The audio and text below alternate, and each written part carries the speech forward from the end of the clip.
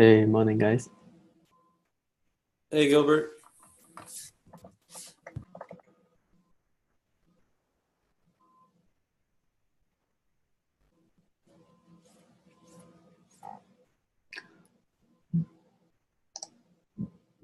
Let's wait for 5 more minutes. Sounds good.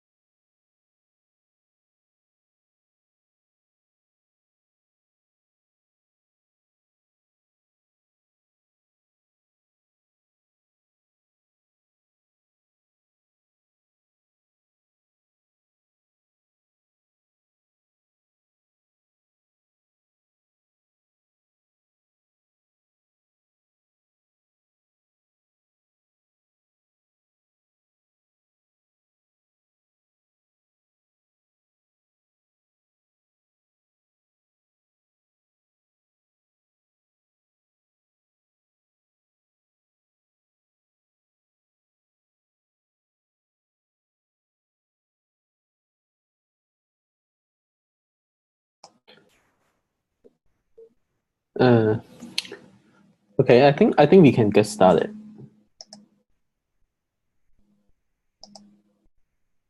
All right. Okay, so yeah, thank you guys for joining in time for the community for the working group meeting, the Containerization working group meeting. So since like today we have 3 agenda items, and so I think we can probably we will finish like in 40 minutes or 50 minutes. So the first one, the volume ownership. So Ilya and Greg have been working on to figure out a potential solution and investigate on some use cases. And the volume ownership, it become more become prioritized by Mesosphere side, because we're gonna do more like user management for our DCOS. So we would like to push forward a little bit to make some progress on the volume ownership. So Chen started some other investigation on the volume ownership things. And this is the doc. We used to have a doc about the volume ownership, but Chen started another one to cover a little more use cases. So I think Chen did not reach the point like which is the better solution, and I think he's still at the point like he was trying to understand which is the best. What's the use case covered with the volume ownership, and he tried to summarize the all the volume related issues on Mesosphere, all from the customer issues. So some of them are mentioned on Ilya's doc, and some of them may be new, so we could quickly review the use cases. So we have different volume type on Mesos, so which is listed here in this table: sandbox path volume, secret volume, persistent volume, image and host volume. And I think for the first case, in Ilya's doc, it is not mentioned in detail. I think it mentions something, but it is not that in detail. And Chen did go through like the testing using Mesos-SQ test framework. And if the executor, if the agent or executor is launched by the root user, or say like if the container, if the parent container is with the root user, but the child container try to define a sandbox path volume with a non-root container, with a non-root user, it don't have access to write to this sandbox path volume, and it can be verified by this task group definition very quick. So we have similar issue on some other volume type. And the second one, it is the host path volume. I think this one it's already mentioned by Ilya in the documentation. So changes this verification with the task group to specify a host path volume and try to mount it into the task sandbox. And the task user don't have the access to the path on the host, and which means if the host volume is owned by root. And similarly, we have same issue for the image volume and the secret volume. So, and then so right now, the volume ownership, we handle the volume ownership for the persistent volume correctly for some cases, but if user they rely on the default executor to specify the persistent volume. Right now we are doing a hack. We rely on the default executor. So basically, persistent volumes. Some background about this. Persistent volumes are primitive. Like user could reserve these resources and specify a volume under the resources, which gonna be handled by Mesos and by mount the persistent volume from the host into the container. But if the persistent volume is specified for any task which is launched in nested container, and if the user use the API of Mesos, with the default executor, we have some tag that which we could not like support the persistent volume primitive. So we rely on the sandbox pass volume in the default executor to by mount the persistent volume from the parent container into the child container. So it will have the same issue as the sandbox pass volume ownership. For example, if the default executor is running as root and the task user is non-root, the task user could not like access any of the persistent volume specified for the task because it shared the resources from the parents. And then we have another observation is about the volume permission. So the volume permission right now, we only have the persistent volume in the Linux file system Linux isolator to deal with the volume mode, which is read only or read write, and this is not honored by any other of the volume type for UCR. So this is also a tag that which we don't clearly specify a volume permission. So let's say it will become an issue in the future if some user or framework they would like to define some volume, any of the volume type to be shareable for nested container or sibling container.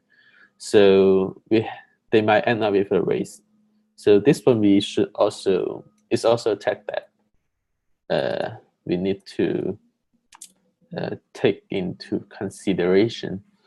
And yeah, we did not start to discuss about like what's the potential solution. I think Greg and Ilya might have a better idea on about what those solution is, but we just try to like cover more use cases we might or tag that we might want to address at this moment for the volume ownership use case update.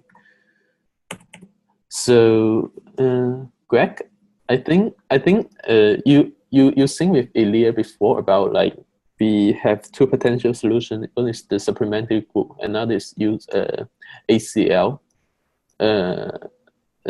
So did you guys have a chance to like consolidate which is the better way to go? So we had we met a while back and chatted about it, looked at this document. We had a sync with James, Peach, and G also to chat about the user namespace work and if there was any coupling between these two features. And I think we were in general preferring the ACL approach, the Linux ACL approach. And at our last meeting, we kind of left it where we were going to invest. The one question we had was whether or not Linux ACLs would be supported in all file system types that we might be interested in supporting. So the last meeting that we had, we were going to investigate that, just kind of confirm that Linux ACLs would be viable, would be supported on all file systems that we're interested in. And that was a while back. I think I got distracted by other priorities. I haven't spoken with Ilya recently about it. So I think we need to, we still have yet to do that due diligence and sync on it. So perhaps Ilya, myself, and Qian should have a meeting, go over Qian's document, because I haven't had a chance to look at that yet. But at least with the use cases that we were considering before, I haven't looked at Qian's doc, but we thought that Linux ACLs it was just a cleaner solution in general, because you don't have to worry about dynamically creating and cleaning up these supplementary groups. Mm-hmm. So that was the current status the last time we had looked at this. Yeah. I think Chen is did not reach the point on investigating the solutions yet, because he's trying to work on like totally understand what issues or use cases we should cover with the volume ownership. But I remember, yeah, this has been proposed for a long while by Ilya, like last summer, and there we used to have Microsoft folks. I guess I don't think any Microsoft folks joined the meeting today, but they have been. I believe they have preferred more on the ACL solution. I am assuming Windows have some like corresponding ACL support on Windows machine. And for supplementary group, I guess it is pretty like Linux specific. And we also, Chen also like do some investigation on like what's the Docker and Kubernetes solution, and basically both of them rely on the supplementary group to support the volume ownership with different users. And basically it is not an implementation of Kubernetes, because like they don't have a general interface to manage the ownership or user in Kubernetes. So they just basically used what Docker daemon provided. So because Docker daemon, it provided with some argument, some options to specify the corresponding supplementary groups. So it just rely on the Docker feature. And I think they prefer supplementary group because of legacy reason. And I did see some like open issues with their volume ownership management.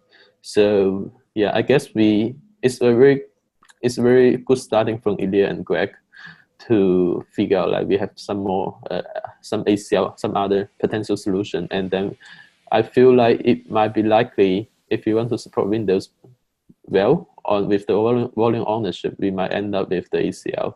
But more investigation is needed, because we need to like figure out what's the trade-off between these two. Because we also, while we are trying to like discuss like what's the potential solution, we find an open issue from the Kubernetes about like the volume ownership with some strict permission. This discussion is about like is about like if the Kubernetes user launch a pod as root, and it changed the user in the application. And for example, if initially it finished something in the application as which needs root permission, and after it's done for security or safety issue reason, it changed the user to non-root user, and the non-root user might change a couple of times. So in that case, we need to figure out like if that's the use case we would like to support on Mesos. What's is ACL and supplementary group could support both cases? Because depends on the current API we have. I don't think it is possible with ACL, because for the protobuf we have, every time we launch a container, it depends on the container info, and we have the user. We get the user from the command info, and then that one gonna be taken into the ACL list. But we only have one user in that case. So if we want to like add multiple UID or GID into the ACL, we probably need to change the API we have for the user. But basically, those are the implementation detail. So we just have some like a very brief discussion yesterday about like if we really want to like allow framework to specify multiple UID GID, to the list to allow a container with multiple UID in the ACL. So we probably need to have an ACL, a general ACL interface as a new component on Mesos. And we may also like to adjust some tag that. So we used to have some discussion like to move the command info user to container info because user is container specific. We used to have the user in command info. It is from the legacy reason because previously for years ago, when we still have the command task and when we have the command info, we don't have the container info yet. And it seems to me ideally, if even we don't specify an image, we just have a command to launch a command task or Mesos which share the root file system. We could still have some partial isolation, depends on how user config the isolators. So which means like the command is still running inside of a container, but the container may or may not have its own mount namespace, network namespace, etc. So it seems to me this is a legacy issue, and ideally we may want to like buy the command info and container info together under a task, the best it seems to me maybe the best way is like to have the command info inside of the container info, but which is a definite breaking change, which it is not like not backward compatible. We could not make those changes easily. And so yeah, so basically I don't really remember what was those conversation about like the motivation of like moving the user from the command info to container info, but I'm pretty sure there are some issue related on this one. And that's a related tag that which we still trying to figure out, like, is this the tag that we have to address at this point?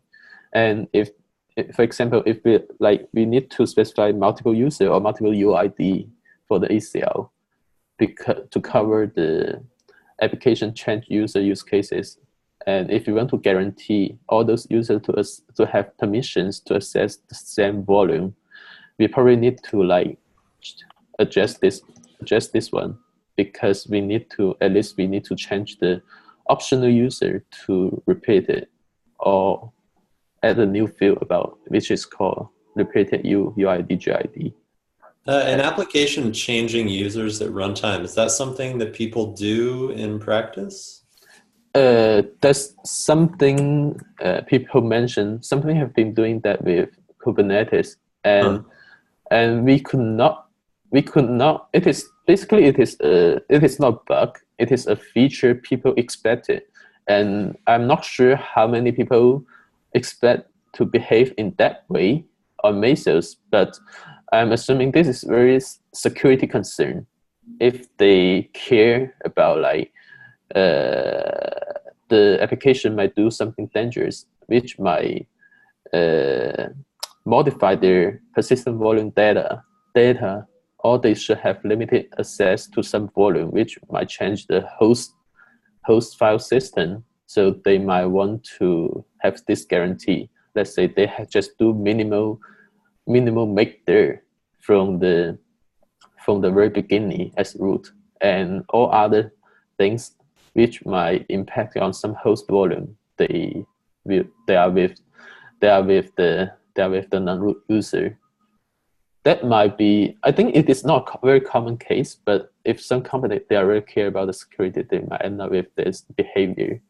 And I believe right now both either Mesos or Kubernetes could not support this behavior yet, but it is something like people start to discuss on Kubernetes. I don't hear any on Mesos side yet, but I suspect it might become a use case in the future. So yeah, this is something I would take that as a potential use case, and to cover this use case or not, it depends on how complicated we decided. We may be able to cover that case in design when we design the implementation detail, and when we decide the API. So I will take that as a factor, but it's just like still as a to be determined whether or not we're gonna go that way. Does that make sense? Yeah. Yeah.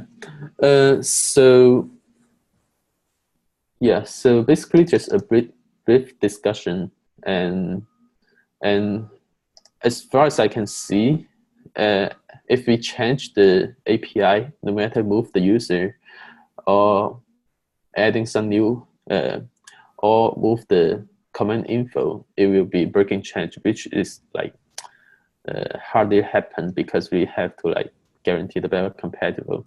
So ideally in the field, so right now when people launch a task, it's not necessary to specify any container info.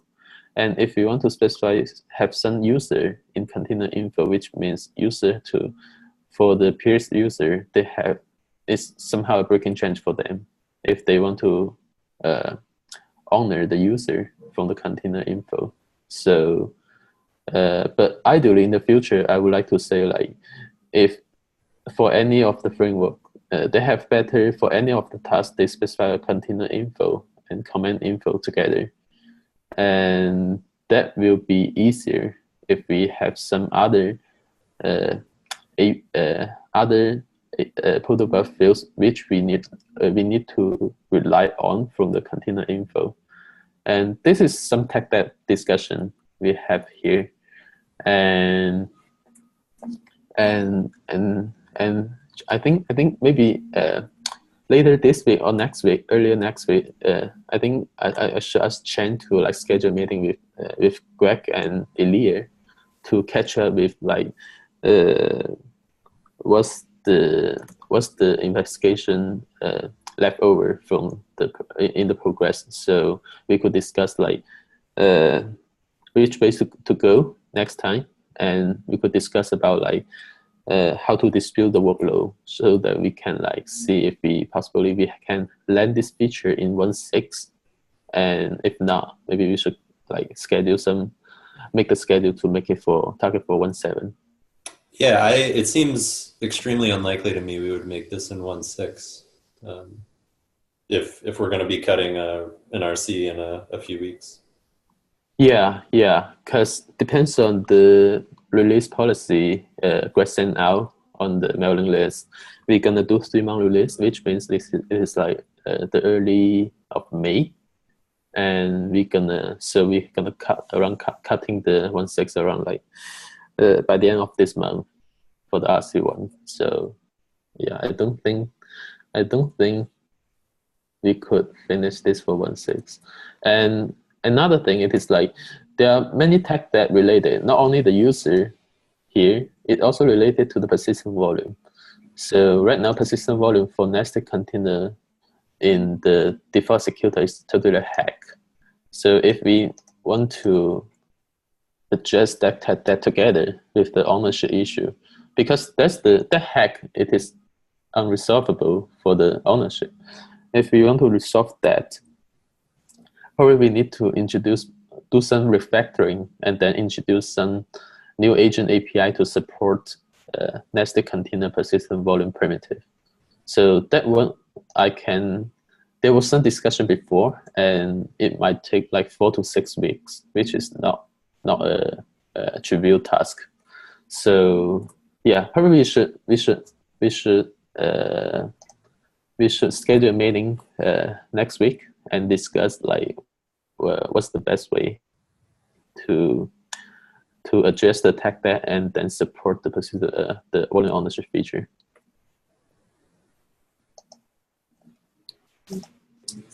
Hey Gilbert, this is James.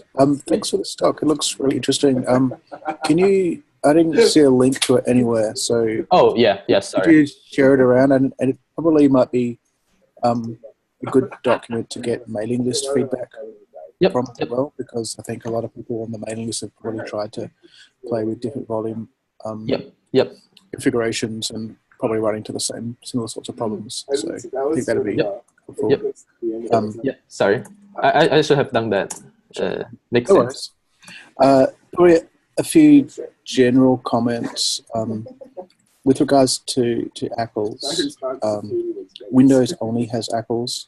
Windows ACLs are totally sane and make sense. So if you want to do anything with Windows, it has to be ACL oriented. Default Linux ACLs are different semantically and syntactically from Windows ACLs, which is a problem. There's a separate patch set which has never been landed called the Rich ACLs patch set. That brings Windows-like ACL semantics to Linux. So if you went down that path, you could have a consistent ACL model. The problems, I guess, some of the problems that I saw in your scrollback just look like bugs. So the read-only, read-write one, that's a bug. We noticed that internally just this morning, actually. So so I feel like in this area, it feels like there's some degree where we just have to work through the bugs, and there's some other. And once that's done, then there's some other work following that around do the semantics make sense and do the features make sense? Yeah. And I think probably we should I think we don't have a JIR to put every of these use case or bug together in one place. Maybe I should create a JIRA, create an epic to check on all this issue. And for the read-write bug you mentioned, you guys encountered this morning. Is it like you guys sharing some volume for different containers? No, it's just Linux file system bind mounts where we want things mounted read only, and it ends up being read write. Okay. Yeah. For the volume permission things, I think apart from except the persistent volume, we did not do anything for all the others. So yeah, for that part, it's a missing part on Meso's side. And I think from the API, in the volume in the protobuf, we have the read only or read write permission things. It started with the Docker support initially and the persistent volume. So we only have this. We only honor this protobuf in Docker Containerizer and the persistent volume, and not for all the others. Right. Yeah, sounds like a missing feature that's not very obvious. Yeah. I think in general with the volumes and permissions, I wonder whether Mesos should really even be doing anything here, right? Because is Mesos the storage manager? Do we really want this kind of implicit behavior? So maybe with some of these things where we have historically these features where we've done something, we've done the permission changes already, maybe we should just think about whether that's the right thing to do in the first place. Yeah. Basically, I think it's really up to Mesos. Should not like hard coded some of those like volume permission things, but Mesos could provide such an API in protobuf to allow users to do that. I think that might make sense, because like, let's say if an operator they have like thousands of containers and then they have thousands of tasks, they could still rely on some external tools to manage the volume permissions. But if it's good to have this support on Mesos and just up to them whether or not they want to use it. And it is just like the SQL block IO control. And those things, for any of the SQL, it can be managed by the operator from the kernel side, and to configure some control file of the block IO SQLs. But Mesos could also provide API on protobuf, so user they have the they have the option to like rely on Mesos to manage it or not. So it is really up to user. And yeah, I think that's something like I think Uber might have some similar direction to go that way, I guess. Yeah, but I guess the fact that so if you want two containers to share a volume, for example, I'm not convinced that Mesos should arrange that sharing to work for all arbitrary configurations. So one way to make sharing to work, one obvious way, is just to say, run your tasks as the same user, and that's how everyone gets sharing to work in storage today, and that's well understood. Whereas should Mesos handle arbitrary configurations and still guarantee that sharing it's going to work in the way that you expect? That seems possibly unreasonably hard. Yeah, that's a good point. That's definitely a good point. Because Mesos, yeah, we have some discussion yesterday about this. Like for shared volume, Mesos sorry. Mesos does not have a very concrete design or primitive or such a concept of to allow framework to define a sharing shared volume. It's really up to the framework. So framework could use like the same host path or the same sandbox path to define and then to specify different volume for different container. And except the persistent volume. In persistent volume, we could specify a volume to be shared.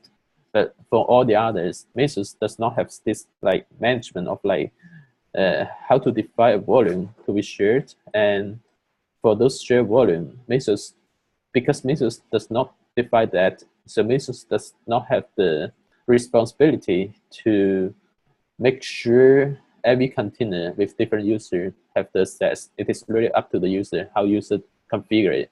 And if they are all under root, they have the permission or the ownership. So yeah, let me take a note about this.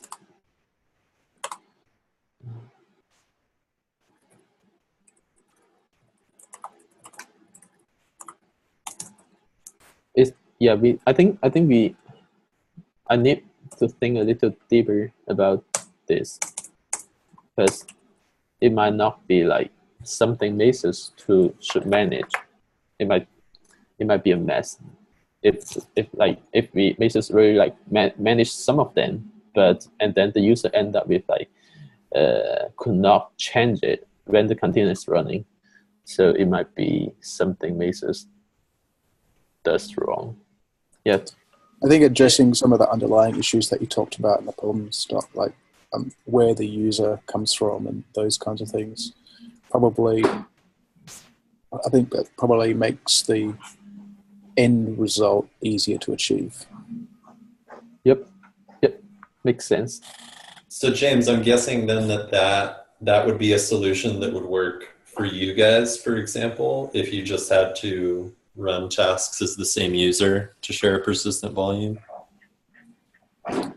I think so. All the tasks, all the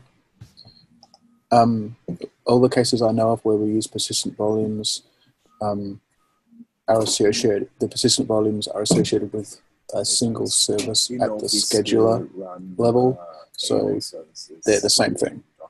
We don't have anything in it. We don't do anything where we deal with persistent volumes where we have readers and writers or multiple writers that run under different credentials or are associated with different kind of security domains.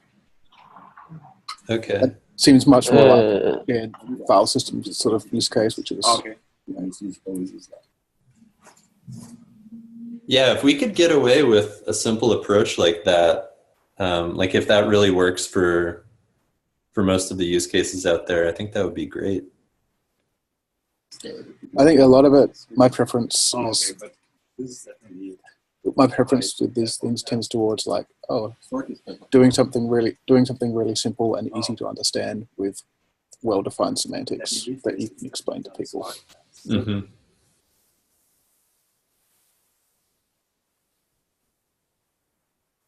Yeah, maybe it's worth.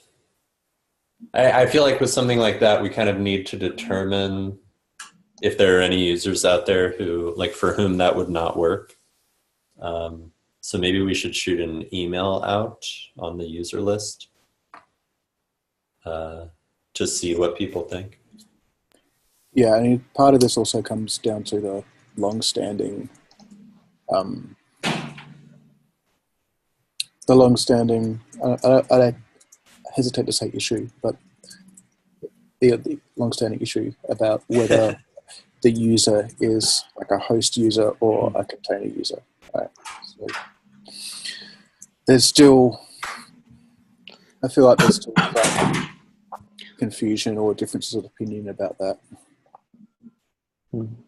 Eventually, as well, people are going to want user UID mapping for user namespaces, and that's something that's going to impact how you access persistent volumes and how you share persistent volumes.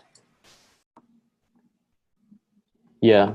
I think an email, as Greg mentioned, it might be helpful to start the discussion, maybe, so people will follow up in that. And we still have we only have like 80 minutes left. We still have two items. Okay, please go ahead. Sorry.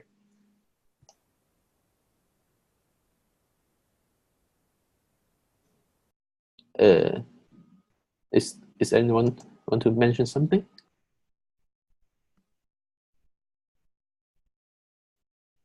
Okay. Did I lost my connection? Can you guys hear me? I can hear you. Oh, yep, okay. I can hear you. I can hear you. I'm not sure what that was, but I don't think anybody has a comment, I guess. Okay. So yeah, we are running out of time. I want to finish the other two items today. Okay. So maybe we could come up with an email thread to discuss the volume ownership things, and I will create an epic. So we could attach any corresponding bug or issues underneath. So it's better to follow up. And okay, so the next one, it is the minimum Linux kernel version supported on Mesos. So right now in Mesos documentation, I think this one, NJ have done a good job on this one to do investigation on some issue with the freezer C group. So right now, the minimum Linux version we supported in our documentation is 2.623, and we want to bump it to 2.628 for the nested freezer C group support. And sorry, NJ, I did not mention this to you previously. Would you mind to give a brief introduction about like why we are doing this? Hey, yeah, I think I should describe the original issue. So when we create a Mesos containerizer, we use the groups library, and it has a check whether it support whether the kernel support nested containers, and we would like to get rid of this check and simplify our C groups library. So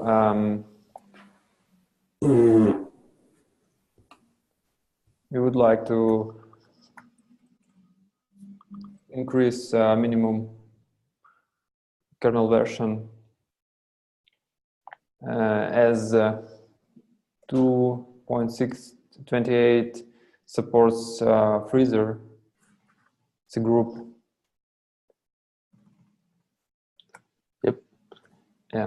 Basically, NJ did a very great job on investigating and a circuit test, and this circuit test, it comes from the race. when we running multiple agents simultaneously, it will end up with like the race between like creating and removing a test SQL. The reason of this, there are multiple reasons. Basically, it is a bug in the unit test, but it exposed some nested SQL check in our SQL library. So in Linux SQL.cpp, every time we initialize an agent, this is some background about this. So every time we initialize an agent, we will create a test SQL, a nested test SQL underneath the Mesos freezer SQL, and create it and remove it immediately. So this is just for test to make sure for old kernel does not support this feature, we will not start Mesos. We will not start the agent. So it is something hack. It's a hack done by Timothy like more than 4 years ago. So for now, most of the users they are not on that old kernel already. So I think it is Andre and I figure out like it might no longer be an issue for Mesos. So we just like, if we have multiple agents to doing this, it might end up with a race, because every time we remove a SQL, we will verify the SQL existed. If not, we will return an error instead of skip it. So every time we have to make sure the SQL is already there. And NJ find the Linux patch which implement the freezer SQL for container. Let me find out the link. I think it's this one. Yeah, it's this one. So it's initially implemented in 2.6.28, and Mesos rely on this feature to support the freezer SQL and nested freezer SQL. And so that's the reason why we want to bump the minimal kernel version a little bit from 2.6.23 to 2.6.28. And I think NJ, we should send out an email to the dev and user list and to see if there's any objection about this change, and then we could like change the documentation. Oh, I've sent it already.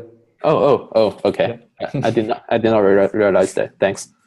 So, any comments on this update? Yep. Also, I should mention that we still support CentOS 6, which is based on kernel 2.6.32, I guess. So we just bumped it to smallest version. Okay. Does the set, but it still have the nested freezer SQL support in CentOS 6, right? Yeah, it supports everything that 2.6.28 support. Yep. So. Yep. Good job. Thanks, NJ. Does anyone have comments on this minimal kernel version update? Okay. My only comment is that I think if you're trying to run Mesos on a system that's that old, the kernel version is the least of your problems. Yeah, and especially if the user expects some isolation, for example, like some SQL isolation, they want to use some like latest feature of the Mesos containerizer, they have to run something like 3.1 or later. So I guess for now, most of the users, they're already running like after 3.8 or after 4.1. And except some big company, because as far as I know, like a company like Alibaba, they are still on 2.6 with a lot of customization, which they cannot go upstream with the kernel. So they're gonna go a long way down with their own customization of the kernel based on 2.6. Okay, so yeah, we still have 10 minutes. So I would like to do a review together on the feature spreadsheet, because last time we did that is, I think it's 2 months ago, and we were trying to define what we want to accomplish for 1.6. And as Greg mentioned earlier in this meeting, we're gonna cut the 1.6 around the end of this month, and hopefully we shoot for the release around the early of May. So we have a lot of items divided for different folks and this feature. I'm not sure we could. I just want to have a bigger understanding, like what's the progress of this targets, and then how many of them we could try to land for 1.6, because we only have 1 month left, and then we can do some change correspondingly to, and make sure we could land, at least we could land some feature into 1.6. Okay, so for the first one, documentation, I think this is ongoing issue. It should be ongoing, and we did we have 2 doc down in the past 6 months, and then we do a lot of change on documentation. I think this one we did have a lot of progress for 1.6. And for the second one, it is user namespace. So James, I'm not sure you have cycled to on this one. Is it still in progress or so, unfortunately, basically, I don't have scheduled to do anything for 1.6. So unfortunately, everything that's got my name on it for 1.6 is not going to be there. Okay. So are you saying only for the user namespace or all the others? For everything. Okay. Okay, yeah, maybe I will update this to 1.7 probably, because we expect, as Greg pointed out, like we do release more regularly under release policy. So yeah, if we cannot land it for 1.6, let's try to shoot that for 1.7, which Yep, fingers crossed. Yep. And Zhitao, I think Zhitao is not here. And I think Zhitao currently is working on the volume size support, growth or shrink volume size. So I don't think he has any progress on this one.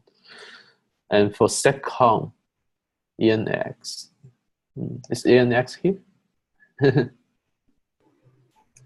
He's in the room. He's in the room, but not on the call. I would be astonished if he was making any progress on that. Okay. Yeah, so for the SecCom support, basically there was some there's a decide doc from Jay, and he implements some patches, which I did not land yet, because I think we could do a little improvement, but if ENX1 he can pick those patches up, it will be it will accelerate the progress a little bit. But most likely we not gonna land this for 1.6, I guess. Yeah, I think he was planning. I think he looked at the patches and was planning to do it. I think I also looked at the patches, but I don't really agree with the approach that was taken in those. Yep. Okay, so yeah, I will update after the meeting. So for composing containerizer, and NJ and Greg. Oh, it's in progress. Okay, sounds good. Are we shooting for the whole epic of composing containerizer for 1.6, or we have some MVP for 1.6? I'm not sure if it. No, I don't think it will land into 1.6. Okay. Yep. I will update the target release version. And yeah, and for unified artifact store, I think I did not have a chance to start the decide out yet. And this decide, yeah, I should have done that earlier. And artifact sign verification and volume ownership. So yeah, for volume ownership, we already discussed. So hopefully we can get the decide done by 1.6. But for the other two, I think it will be for 1.7. Okay. Yeah. Okay. Yeah. So maybe next time we should in the release planning for features we should do a better scoping on what's exactly features which is most important for either for some company or either for the project itself, so we can learn most of the things of the feature we target for. But it happens, sometimes it happens. So I will update after the meeting. Cool. Thank you guys. Still have 3 minutes. Does anyone have other things would like to discuss? Nope, not here. Cool. Yeah. Okay. So we get 3 minutes back. Thank you guys for joining the meeting, and feel free to add agenda items for the next working group meeting, and see you guys next time. Thanks. Thanks, Gilbert. Thanks, everybody. Thank you, Gilbert. Yep. Bye.